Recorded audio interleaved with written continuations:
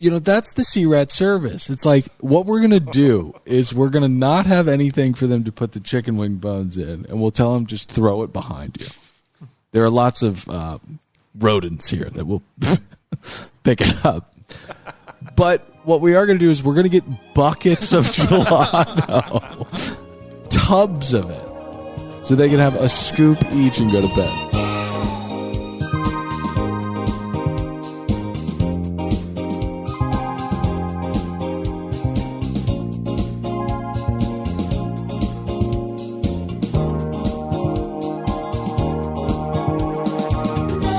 Welcome aboard another brand spanking new episode of another Below Deck podcast. My name is Dylan. I'm saddled up next to one, Patrick Hickey. Great to be here. Permission to come aboard. Granted, producer Kalen's over there behind my glasses. Hi, everybody. So Ruby is back in the Big Apple, New York City. Bright lights, concrete jungle, pizza pies, and whatnot. Mm-hmm. Fans really liked her. Yeah, they enjoyed her joining us. Well, she's gonna be joining Bad TV quite a bit. So if you liked Ruby, subscribe to Bad TV. Whatever we got coming up, throwing down over there, Ruby's gonna be joining in. So subscribe now before we reach our limit and we don't allow too many people to listen. Yeah, Apple caps that out. So what can I say respectfully? Of course. Terrible CTA. Call to action? Yeah, bad one. Bad pitch. Because the important thing to get across is that Rubes is breaking down Vanderpump with us. Now, we've got the season finale, which was not supposed to be filmed because Lisa Vanderpump gave that very bizarre toast to everybody last episode. And then Ken was like, can you believe? But yeah, so we will be breaking down the finale of Vanderpump and the 3-part reunion at patreon.com/another podcast network with Ruby. Also, we are working on getting Ruby more involved in the shows. Mm-hmm. So there will be more of a female presence, more to come. Mm-hmm. Another public service announcement. I am getting really high sitting next to you right now. I am really high right now. Well, I mean, everyone knows, and I think everyone, including the audience, will know after this piece of context, I just lit a joint. It's an impossibility for you to be high right now. Quite literally an impossibility. I got another bone to pick with you. You're really pissing me off of late. Oh, well, no. You're a big Subway sandwich guy, right? Absolutely. Since they upgraded their turkey offerings, yeah. I'm back. Was it peppered? No. And we'll get into the show soon. Great episode. We'll get into it soon. I went in there today. I was in a pinch. Hadn't eaten. And I wanted to be like that upstanding good neighbor Jared, lose a little bit of weight. I go in there. I asked for a chicken Caesar wrap. They don't have that. They don't have Caesar. What kind of fucking place doesn't have Caesar? Right? So wait, how you blaming me for this? Hang on. Oh, okay. I had this Frankenstein wrap with sweet onion this, spinach here, onions. It's disgusting. My car smells like a MRE. The guy rings me up at $16. $16. I mean, unbelievably expensive. And the reason I blame you, high boy, is because you've been beating this drum so much. When I see that sign, I go, well, that's obviously disgusting, but Pat lives on it, so it can't be that bad. Boy, was I wrong. Also, very expensive. Yeah, but Dylan, I also use food as energy as opposed to enjoyment for most of my meals. Well, this was at a pitch. It was supposed to be energy. You're right. Let's get into the show. Oh, well, hold on. We got some housekeeping. Hey, Stuart, who's our amazing admin on our Facebook group, and this might, if you haven't joined our Facebook group, another Below Deck podcast, that now is the time because some say Stuart posts way too much. I say I agree. Okay. Hey, Stuart, make this official. So as we mentioned on the last episode, Dylan and I are at odds with one another. We want to add a second show to this feed, and we're going to go back deep into the archives of Below Deck lore, and we're going to start at the very beginning, or kind of the beginning is where Dylan and I are bumping heads.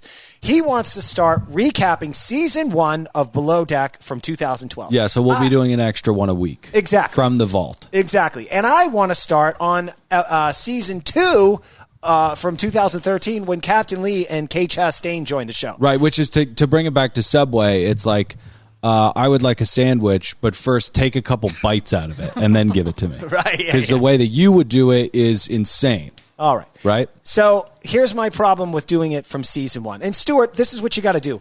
Do a poll, an official poll up there, season 1 or season 2, and give a little description of who the characters are on season 1. Come on, and who Patrick, are on season. No, it's necessary. We don't pay the guy. Necessary, my God. Otherwise, it's a coin toss. It's not a coin toss. All right. So I want you to do that poll, Stuart, and I want you guys to weigh in, and I need like 1,000 of you guys to weigh in. So Dylan and I know we're picking the correct property to recap so that we're giving you guys more bang for your non-buck, you cheapos. Okay. Don't be cheapo. Go to Patreon. So join us on YouTube at Bat TV. The reviews have been coming in. We'll cover one at the end of the episode. We have episode 5 or 6 or 7. We're getting into the doldrums, starting to all blend together. Mm-hmm. But I thought it was a good episode. Man, are these department heads just losing their goddamn gourds, man. I mean, it's absolutely crazy. Doesn't need to happen this way. Can I get my thoughts and knots? Sure. Decent episode, filled with a half a dozen examples of why no one should ever pay for one of these things. No bowl for what do we just chicken throw bones. the bones in the ocean? Great vacay if you want your dress melted. Right. Right. And then let us not forget that little boat flying accident where two paying customers slammed their heads against each other. Would have been a good idea to maybe recommend wearing a helmet prior to having two imbeciles float around at 60 miles an hour and colliding. Well, when you have an evil child, I don't know. You can't really game plan for that. Once you have your first thing that needs to be exercised, then you can kind of game plan in the future. But that kid tried to kill that guy. I mean, Glenn wouldn't, in his wildest dreams, think he had a pupil like that. Exactly. Yeah. All right. Now, I'm loving Gary's downfall, too, because he is, I've mentioned, the beloved sex addict of this franchise for a number of years now. And now the chickens have come home to roost. He's turned into a desperate, pathetic pig. He's a jerk as a supervisor. So petty with Chase. By the way, we're interviewing Chase this week. Continue to add your questions on that Facebook feed. Yeah. Sorry. We had to reschedule on Chase, and we love Chase, and we love Peyton. We just had to reschedule. Yeah, we had to reschedule. Anyway, so it's fun watching his downfall, and also this episode had something I'd never seen before, because you're always, striving to see new things from an episode and its characters. Colin, did you know he's a truth sayer, a truth teller, Dylan? Did you hear him? No. I haven't heard people be this honest with their various... To be quite honest, you know how you said you were high? Yeah. I completely am now. Oh. And I tuned out. I didn't hear what you said the last 5 seconds. Okay. Well, my point is he's a truth teller. He told Gary to his face he's a dick. Yeah. He told Daisy she's a fucking crybaby. Right. And he told that little Jacob he almost went to jail for murder. I mean, the guy is being honest. He's like the Jon Taffer of this boat. You blew it! What are you doing? Leaving rotten chicken in your freezer for 3 days! All right. What are you doing taking a cigarette break? Oh, and last piece of business. Can someone corroborate? There is a picture of our venture capitalist primary, John, with Billy, the Firefest scumbag who just got out of the clink. And apparently those two might be doing business with each other. And that makes John a conman. My favorite Julia Fox podcast clip of all time is when Billy McFarland's in and she's like, so do you think that if you were a different color you might have gotten a worse sentence? And she's probably right, but it's just like so Julia Fox. It's just what a great show. Stop listening to this one and go listen to that one. Yeah, you should. I didn't think it was that good of an episode. 30 knots. Kaylin. I thought it was a pretty decent episode, especially for the fact that they were on the boat the whole time. A lot of little fun nuggets in there. I gave it 55 knots. 55 knots seems high. Gosh, it's one of those days where I don't care about the scale. There are some days where I'm like, no, 55 is too high. Oh, I've been on the other end of your ire, not respecting the scale. Well, I mean, who's not respecting it today? Well, you spit out 14, 17 times in a row, and I start to, my ears perk up. Fine episode, 30 pots. So, we clash and burn in this episode. And you brought up Colin. I know that he's like the Jon Taffer of the boat and everything, but Colin's got something crawled up there too. I mean, everybody's got a shitty attitude. Maybe Mercury was in retrograde. Oh, it's that time of year, Dylan. Yeah. Me and Pat are going to get into a business-ending fight, and then we'll make up. All right, so Daisy is pissed that there have been complaints and that there are people on the beach and that Lucky is doing yoga instead of making double espressos with cinnamon and vanilla. And to be honest with I agree with Daisy. I mean, it's ridiculous. Well, I tried to break down who's truly at fault here. Okay, so Glenn. we got John with his family, politely waiting for TJ and his lovely wife Lauren to grab a bite of food, seeing as they'd been ignored by the inadequate Sardinian healthcare system for 14 hours. Right. Okay. They've just returned back from the horrors of a Sardinian emergency room. Exactly. Yeah. So then I'm like, John's being polite and his family's being polite, and of course TJ and Lauren need to sit down and get comfortable. God, that sounds like a horrible thing to have to spend time in a goddamn waiting room. And so I'm trying to pinpoint blame here, and really all fingers just point at Captain Glenn. Yeah. Because he's the one who stepped in here just like those other dumb, horrible fake captains, Captain Sandy and Captain Lee. The minute you start stepping in these departments and, you affect the leadership. Because why did the sea rats flee to the ocean? They have an authority problem, also a drinking problem, and they hate their parents. If they're alive. If they're alive. Many of them are alive but mangled. The saddest thing about this episode, dare I say this early arc, is that I feel as though we've lost our serial murderer, Captain Glenn. He's no longer removed from the things that are beneath him. He has to daydream about blood. He's all Captain Sandy this season, and it's really, really quite yucky. It is. God. Selling too much salami. That's what it'll do to you, man. All right. Can you believe that we come in here and we have, opinions on this?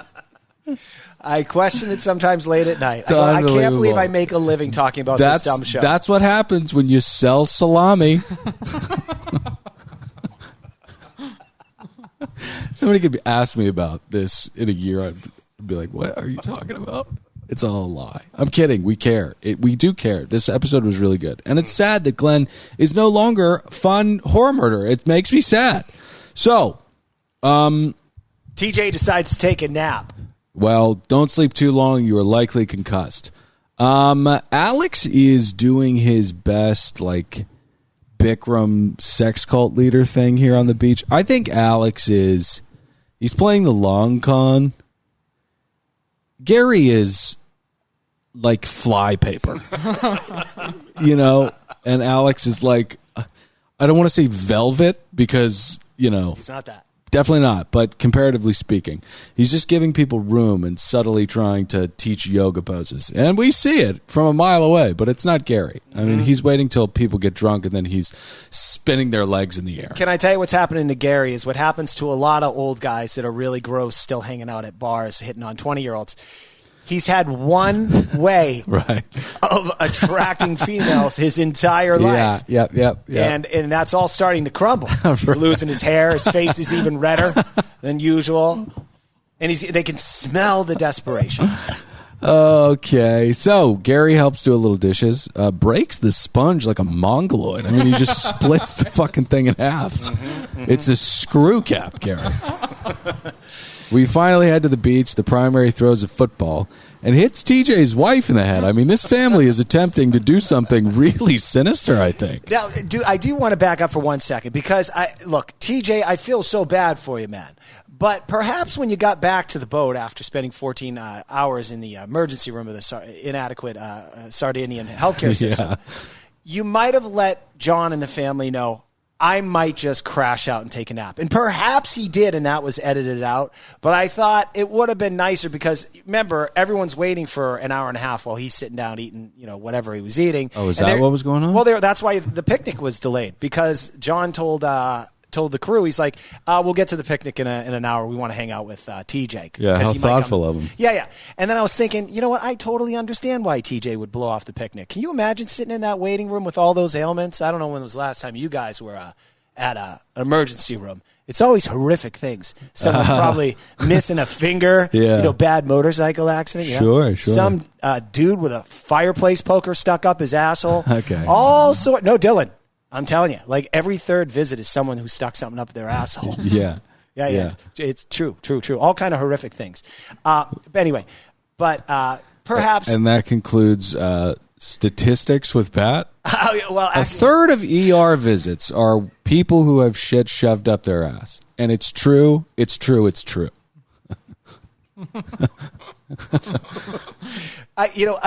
because I don't know how long we'll be talking about this episode. I don't think there's a lot of meat on the bone. Right. Dylan, I've shared this story with you, but perhaps the Below Deck audience hadn't heard this. I went to my buddy McRitchie's after his first wedding. I just went to his second one this Still past got that weekend. cough, huh? No, I don't. I'm so high right now. It's too much smoke. And so we all go to Vegas, right? Yeah. And McRitchie's he's got a lot of friends from all over the country. What year? 2010. Okay. And so we're all waiting in Vegas at the hotel. It's like we all got there at like 8. We got our drink on. What hotel? I think it was the Hard Rock. Because we were going to see Motorhead there the next night. Oh, so much gross about that. Oh, sure. So anyway, there's 2 guys who just are flying in from Florida. And they hold us all up for 3 hours. And we're all at this stupid hotel. I hate gambling. Fucking the fuckers show up at like midnight. They said they're just going to shower up and they'll come down. Before you know it's 1 a.m., the 2 sons of bitches passed out in their hotel room. I'm 4 hours, and I'm dating Ashley, that girlfriend that I didn't really like that much. I'm so excited to get away and hang out with the guys. And these 2 motherfuckers ruined it. They pretty much did what TJ did to that picnic. And you were wondering the entire time, what does this have to do with anything? But he brought it around. Making people wait. Just cut them loose. To be fair, if I was TJ, I'd want to go down too, because can you imagine sitting at this table eating a fruit bowl or whatever, and that little kid is just staring at you and not blinking? He's like Damien from the old man. He's like, I almost got you, motherfucker. Like, I'm going to take a nap because I'm uncomfortable and fatigued. So next thing you see is TJ's at the top of the boat with a noose around his neck, and he's like, Jacob, I'm doing this all for you. Sorry, deep cut from the old man. All right, so Daisy gets a text. Well, they get to the beach, and things are not going well. There is no bowl for the bones. And I'm with the dad. I mean, you're paying an absurdly stupid amount of money for this this vacation. Emphasis on absurdly stupid. And can we get a bowl for the bones? I mean, my God. Dylan, what are we, in Joshua Tree right now? Let me break this down perhaps a little bit more. When you're paying this much money, it's not just about there being food put in front of you and a table being there. The real money is spent with the details. And when a detail, as you'd think, as minute as just an extra bowl is missing, it shows your lack of attention to detail. The things that make the things feel special are the things that you didn't even think of. Right. That's just part of the procedure. When you walk in and see a washcloth shaped like a fucking cock, and someone spent time doing that, you're like, wow. You're like, I'm home. So Daisy gets a text from Lucky reporting on this tragedy. And guys think the picnic sucks. I agree with them. It does suck. It's not great, but this game of telephone makes things even worse. Now, Pat, we've talked numerous times about the treacherous mistakes that can happen in a game of telephone. Oh, yeah, You know what I mean? Yeah. It's only like, I feel like one time we were talking about it and you were like, this chick from high school got banged, and then it gets passed around and it's like, she banged everyone, I think was right. Yeah, that was true. That was my first girlfriend. She did bang everyone. Okay, it broke my heart, man. I had a heart. I had no intimacy with women for 10 years after that. Yeah. But yeah, telephone. Are you high? No. Okay. All right. So, yeah. I mean, Daisy is. This is not a good time to send a matter-of-fact text without any kind of softening. Yes. They're having a bad time. Obviously, Daisy just balloons in a bad way. Says she hates people. She hates laundry. She wants to go deeper out into the ocean, get away from everybody. And then Aisha almost cuts her finger off. I mean, this little kid has brought something aboard this vessel that is insidious. So, is that monkfish? No, a satanic spirit. Oh, well, Dylan, look, a chef, I only know this from watching the Food Network. Every 10th episode of Chopped, someone loses a fucking index finger, man. Really? They just wrap a piece of saran wrap around it and a Band-Aid, and they're up frying, they're cooking dessert next round. Right. They're like, I've made a jelly bean hash, and it has my blood on it. Actually, a judge one time, this looks amazing. Unfortunately, I can't eat it because your blood's in it. Right. Boy, you got dinged for that. And the guy was from Boston. He was like, come on, pussy. We're filming here. Eat around it. All right, so Chase and Gary, the feud deepens. It's petty. And Gary was wrong. It's petty and Gary's wrong. Yeah.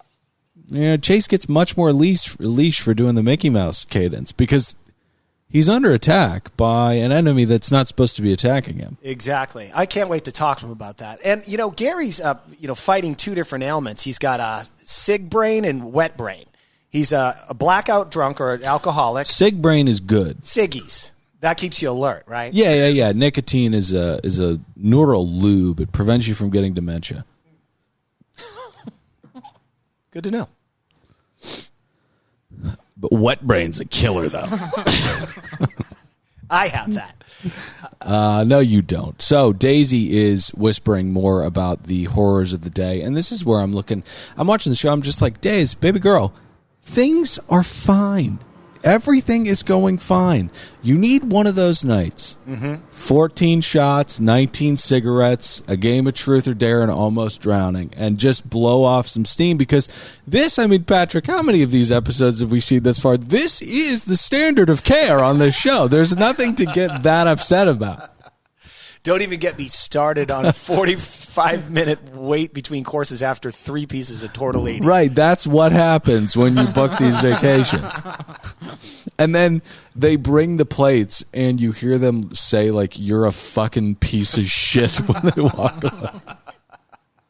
All right, so let's go sailing. And let's also give everyone yet another reason to not do this, especially to the sea rats in the culinary sphere.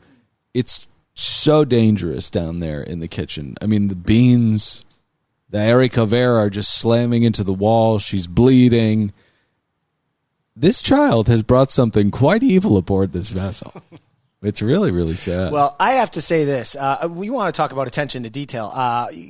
Go on Amazon. For $5.99, you can buy yourself a kit. They do it for kid-proofing. You can lock all those cabinets shut. If a 4-year-old can't rip a door open, certainly Glenn's sailing can. I think they have the cabinets locked. Sometimes the sea rats can be forgetful. But the problem is the live fire pots and pans, and perhaps a blade being used to trim the haricot vert. That's the stuff that, it just slipped your mind. You didn't secure the pot of boiling water. So Gary has been shot down numerous times at this point by Mads. Softly so, but loud enough. I think everybody watching this show sees that Mads is, during hours of lucidity when the sun is high, knows very, very clearly that she wants nothing to do with him. She has what the kids call the ick. Right. She has the ick. But the thing about icks is that they are relentless. They wear you down, and eventually you have Stockholm Syndrome. Boom, like that. That's what's going to... I think in the trail for the next episode, they're making out in the yeah. Somewhere. Alex gets too fucked up again. He has to go to bed. And then Gary's red face is in there. He's like, is there any part of you that would ever want me maybe? And she's like, sure. All right. So let's get to more cosmic misfortune with Lucky. She burns a hole in the primary's dress. She's screaming for Mads, and I was like, well, she must know that Mads can make this situation better. And finally, Mads arrives, and she looks at the dress, and she says, this might be a problem. And I was like, that's not very helpful at all. Why was she yelling for Mads? Yeah, that was odd. Does Mads outrank her? Or? I think I don't want to say by competence. Mads seems like she knows what she's doing, but Mads does not have to contend with cosmic misfortune. I mean, Lucky's family did something a couple generations ago, right. And it's a cute curse. It's not like true tragedy, but she is, crestfallen by accidents every once in a while. Right. And Mads doesn't have to deal with that. You know what I mean? Pat, what happens next? Well, I think Daisy gets pulled into the mix here, and Daisy says, well, I'm already having a shitty day, so I mean, how much worse could it be? Oh, you burned a hole through the... Oh, right. So, so she does the right thing. She's going to have to tell Lauren that they burnt a hole through her dress. Right.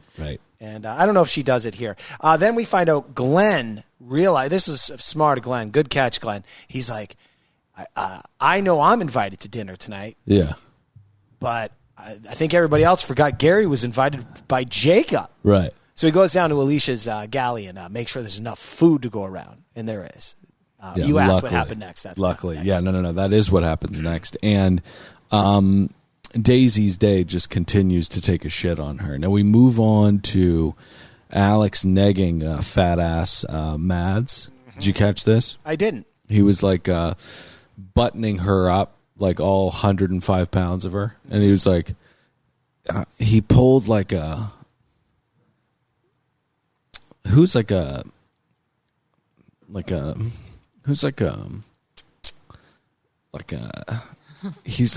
give me an example.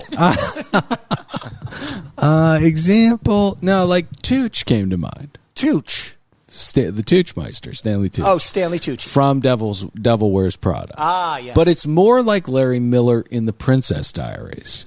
It's like whoever the dude was in The Parent Trap. He's like, suck it in, fat ass, and it's like it's supposed to be a way for her to like want to fuck him, and it's works. Sure, it works. Never got Alex that. is playing this all right. The problem is he has a drinking problem.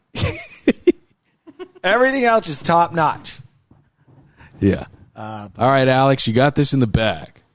All we need you to do is not get to such a drunken state where you are literally incoherent. You're not even sure if you're alive. Don't do that. Got it. All right, so Gary is going to be sitting down to dinner, and Daisy is pissed off about this. So while blowing up balloons, Gary tells Daisy that she exudes a stressful aura to her, and that kind of spheres out her environment. He's doing this thing where he's being a fucking fifth grade bully to her.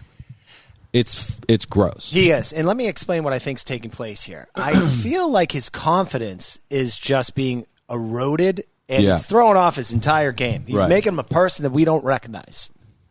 Yeah, and Gary was always kind of Gary, but now he's worse. The charm is gone. Yeah. Well, not to the primary, because when we sit down to dinner, the primary pulls the captain of the vessel over, and he goes, "Hey, that one right there, Gary, he's got it.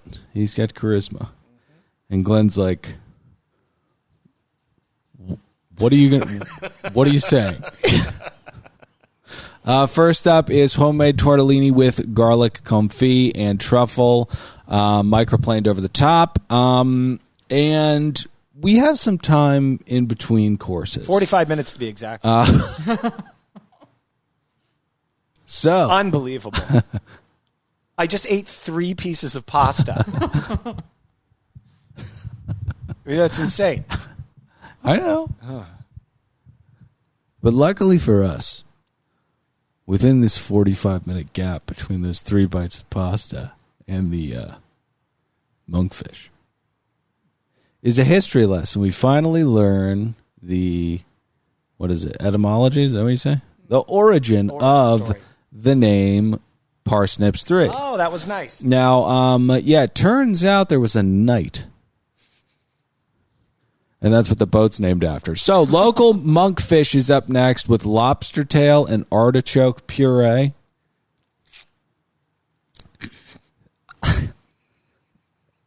Listen, Alicia, I think, is a very competent chef. She's been putting out some good food. Artichoke puree. I mean, my God.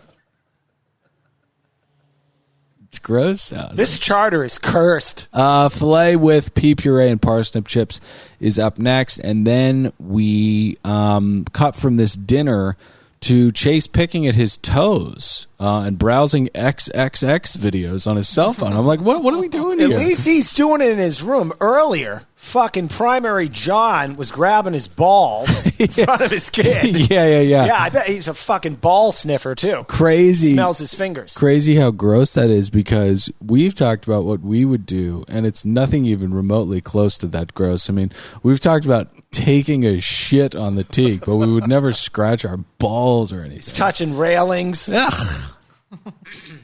It's disgusting. So we get to the gelato bar. Way too much gelato. What are you going to do with all that gelato? Way too much. If you had that at a gelato store, that would take you 3 hours of customers to empty those things. It would get through most of the day. Good God. And that's the kind of thing that's like, that's the C-Rat service. It's like, what we're going to do is we're going to not have anything for them to put the chicken wing bones in, and we'll tell them just throw it behind you. There are lots of rodents here that will pick it up. But what we are going to do is we're going to get buckets of gelato, tubs of it, so they can have a scoop each and go to bed. But the gelato is served alongside something. What is that, Patrick? Oh, that's the award ceremony. Yeah. Yeah, I got some of the awards handed out, because Gary did it? Yeah. Okay, so let's start here. Best Straight A Student Award. Right. That was nice. Best Accent Award. And who are you going to say who the recipients are? Oh, well, the children got the Straight A's award. Okay. And then I think it's his new wife. Forgive me, I didn't catch her name. Okay. Definitely not Jacob's parents, mother. She got Best Accent Award. Obviously, I think she's from Eastern Europe. Yeah. And then Best Business Partner. I guess that one's headed over to TJ. I got it from the same booklet Trump got Melania. Yeah, he's got a couple units in the Trump Tower. Right. And then this one was a weird one. Someone got handed a Best Double Penetration. I wonder who got that one. No. That was an odd one. No, there was no double penetration award. It doesn't need to be a family. It doesn't need to be a family show, this podcast. Right. But I do not like being dragged down into these depths. Forgive me. Because now what we have to do is put out this fire, wherein you've brought some AVN category into the Essence Awards or whatever they call them. And Gary was emceeing, and because Gary was emceeing, they were really, really sad because all the C-Rats just left, and then it was just Gary at a table with them. And he's no fun. He's down in the dumps right now. Dylan, I did want to mention, have you ever caught an AVN Awards ceremony? No. When you see a winner receive her award for Best Anal, and she's in tears. Well, they work very fucking hard, so I would cry too. But also, have I ever caught an AVN award? Where do you watch that? I don't know. I think HBO ran it, Really? Yeah, I love when someone achieves their dreams, Dylan. Yeah, I do too. I mean, it's what everybody roots for. Rudy, Tory Black. I can't think of any more, but I mean, I'm sure there are tons. Frodo. All right, so Chase says something about how he's used to wash shit out of his nose. Mm-hmm. Then we get to the next day. Next morning. Vibes are still off, but the guests are ready to suck down a little tail of the cat. And if that was, I don't know, whether it was purposefully incorrect or just blatantly incorrect. I think both are possibilities. And both make me grossed out. That's that thing where, like, if I was on that vacation, it was day 3, and he was like, "You guys ready for a little Tale of the Cat?" or what's it called? I'd be like, "Would you shut the fuck up? What are you doing with that? You're 50 and from New Jersey or Chicago. You know what it's called." Jesus Christ, man. So he then says, one of us should penetrate the fruit bowl. At this point, I'd get up, I'd go, "Your child is satanic. I'm fucking out of here. This is ridiculous. You remind me of Pat. He's talking about fucking the fruit bowl." And he'd go, "Who's Pat?" All right, what happens next? Glenn parks that goddamn boat, and Jon won't shut the fuck up. Is there something's wrong with the monkey? They say something's wrong with the monkey? I didn't catch that. Kaylin? I think it had something to do with that kind of knot that he threw over. It got caught like under the boat. It might be some kind of monkey knot, I was assuming. Thank you, Kaylin. Great, Kay. Thank you. That was great. Way to go. Anyway, Jon does something that I hate because, I own a service company, And I don't like when I'm doing something and I'm checking something out. I'm inspecting. And I got this fucking Can you go asshole back? in my ears. I got a little high because I thought... Oh, no. I thought that it was condescending the way that we said it was great what Kaylin did. The fans have gotten me all fucked up. Like, I can't be mean to Kaylin. And I meant it. If you meant it, it's not condescending. I did mean it, but I thought it might come off as condescending. Oh, no, you can hear your snark. Well, so what happened is you kept going, and then I was thinking about that. You got in your head. And I didn't hear it. Oh, okay. So don't get up in your head. Kay, are you offended? All right? Are you offended by anything? No, that felt genuine. Okay. There you go. And what Pat is about to say, I can 100% back up working with him every week. Mm-hmm. All right, we didn't need that, though. Right? You got customers coming in, talking to you, and you're trying to fucking concentrate, and I'll usually throw this line, "Hey, just so you know, it's $500 a day if you stand next to me." Uh-huh. I mean extra. That normally is, some of them get it and they walk away. I'm like, good, I got rid of them, but Kaylin. In what capacity do you work for him? When he's selling sneakers or driving Uber? Okay, so yes, we dock, and Gary. I think there was a moment where the primary was like nervous about asking for a picture with Glenn. I think there was something like that. Yeah, they were all fans of the show, clearly, based on their invites. Why would you be nervous about taking a picture with Glenn? These people, they jump out of the television. I mean, tell him to get on all fours. You'll put your foot on his back, and then you can take the picture. He'd do it, I'm sure. That's true. It's make-believe, but I want to say 3,000 insane people went to BravoCon last year. These people are celebrities to some, Dylan. Oh, yeah. Mm-hmm. Oh, listen, I'd have a panic attack if I saw Glenn. Him and Leo. So Gary continues to do this really immature, I don't want to sound all Portland on everybody, but psychologically abusive behavior from Gary to his best buddy whose vagina, I believe, he's entered. I mean, this is a real intimate relationship. I think she's denied any sex, but definitely they have some intimacy. Yeah, he's got the cough. Well, I was breathing in all that marijuana smoke earlier. The marijuana made my smoke. throat dry. So Gary says he keeps talking about how this has been a great charter. It's been the best charter, and it's so not true that it has to be, aimed at Daisy's fragileness right now. And I just don't get it. Gary is just being so yucky this season, and you've talked about it before. His overbearing, breathy approach to prey is no longer working. It's no longer charming if there ever was. So there's an identity issue here. A split in oneself, so to speak. All right, so we have to get to the tip meeting. Wait, hang on a second. That's just bizarre. Like I already said that. Felt guilty. We're here. But we didn't finish the show, but I had to go. Oh, that was a bit that I had written down. This is the bit.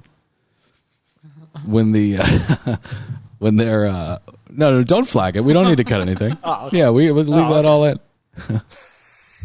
This is the bit I was going to do, where they're leaving, right? And the guy says, "We feel guilty that TJ was in the emergency room. I felt bad about the Spice Girls party because TJ was in the emergency room." And then he just kind of like stares down and gets lost in like a kind of a red haze. and he says something about how the saddest part is that we didn't finish the job or something, and then he's like snaps out of it, and then that was the bit that I was going to do. But anyways, so happy I did it. Let's get to the tip meeting. Tip meeting! This is where we see once again that Glenn is a flamethrower this season. These tip meetings, no one is safe, especially not Daisy. Mm-hmm. Well, he goes around as he's apt to do. I forgot if he said how much money it was. No, that's later. He goes around to each department. He basically tells Alicia wait times suck, and dish clearing also sucks. Right. And then he talks to the exterior, and he says, that flight board injury probably preventable. Colin suggests wearing helmets. Great idea, Colin. Yeah. Fucking teacher's pet. And then he gets around to Daisy, and he tells her she sucks. Yeah. And then he says her service is like a 95, but that's not going to pass the mustard when the other 5 sucks. Mm-hmm. So that's the when bowl for the wings would fit under that 5. Precisely. It's all the other little details that I discussed earlier. Yeah. So anyway, Daisy gets pretty upset by this, and I think she gets up and walks off. Yeah, she walks off. In a state of just, we've all been there. Oh, yeah. You just can't handle it. You need a break, and you need to cry. And lucky for her, Gary is there to, hit on her. She gets back to the tip meeting, and this is where, the Sea Dog, I'm telling you, there's something in the air, and I think it's the energy that Mercury is raining down on this planet at the time the show is being filmed, because Sea Dog is he's Tom Hanks in A League of Their Own. Yeah. There's no crying and yachting. Yeah, it's like, hey, Sea Dog, you fix the engine, and we're appreciative of that. It'll blow up next episode, so, But you've been just fucking hanging out, helping roll out pasta for the last 10 days, so what's up with you being the lieutenant governor of this boat? Well, it's true. I'd say it's one of those examples, though, Dylan, of what he's saying is absolutely correct. It's probably not the right time and the way to articulate those But thoughts. I don't think it was. He was like, Captain Glenn is just saying that we're doing a great job. And that's not true. You did that whole thing where you were like, he went around and said everybody fucking sucks. So, Sea Dog, it's an intense environment. Go have a cig. And that's exactly what we do. We go up to the bow, and Gary. And the sea. Oh, 23 grand. Oh, yeah. $22.50 each. I think that's the second week in a row that tips like that. Big tip. Good tip. Way to go, John. B- tip. Maybe a B. 84. So Gary and the Sea Dog really go at one another's throats, and Gary says some stuff that, I don't think we've ever been at this place with these two. They've always poked and prodded, but this is serious. Now, keep in mind, this argument is spurred on because Colin didn't like that Gary took a ciggy break after that free dinner he just ate. And that's what started all this. Which I don't really understand the logistics of why fueling his rage towards Gary. They all wanted to be up there, but the guests weren't even up there, so you guys weren't going to bed anyways. Why does Gary need to be up there? Maybe they needed to coach him up on the awards or something. Yep. But I would say to the Sea Dog and to the Sea Rats, think about you being at a dinner for 2 hours. What would you want to do when you get up? You'd smoke 15 times throughout the entire dinner. Fortunately, Dylan, we've actually witnessed. This is the third charter where charter guests, now I think third in a row, where they've actually asked a worker to sit down and have dinner with them. Yeah. Colin has, in fact, sat down for dinner, and I do believe he had a cigarette after. You bum a fag. Now, this is what I want to say. You know how I always mention in Vanderpump when we recap that with Ruby that when they're arguing, sometimes they're arguing, like James Kennedy, DJ James Kennedy, he hates some of the cast members, and it's because he wants to stay on the show and he's mad that they're stealing his moments. Yeah, so there's this underbelly of resentment that comes out on camera. With Colin and Gary, where I'm going with this is Colin might have been like, he's really saying, Gary, because you've been on this show 3 years, you think now you get to go do this. Oh, love that. That undercurrent of drama is what I'm throwing down. Well, we will, we will explore those undercurrents next week. We get a Sea Rat night out. That'll be fun. This cast has been prone to abolish Snake. Yes. Let's talk. Snake that goes to bed early very often. No. We've had lots of, what are you talking about? This season's been total smut.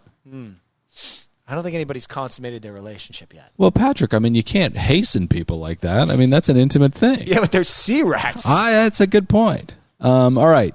We have to go, but I did want to remind everybody, jump in the iTunes ratings and reviews.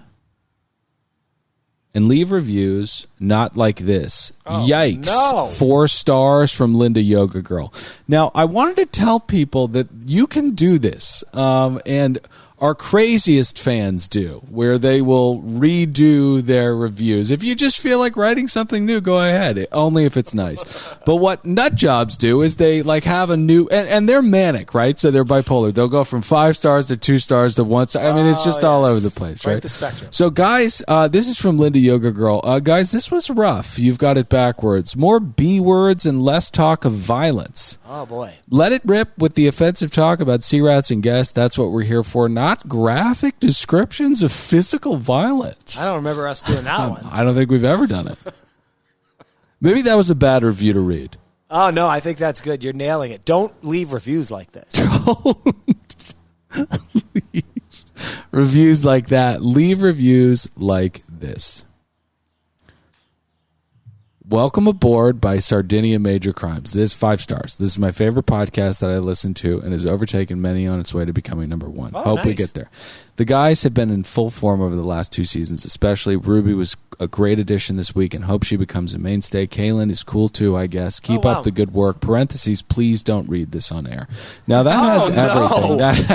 That has humor, that has 5 stars, that has specific knowledge about the show. Do you think they wanted you to read that on air? Oh, not sure. Why? Oh, I was just curious. But you don't have to be that thoughtful. Just leave 5 stars, kind words. Join us on patreon.com for Vanderpump season finale, and the reunions. And we'll see you on Instagram, YouTube, all those places. Yeah, that's it. All right. I'm Dylan saying I love you. Pat. Bye, guys. Kaylin.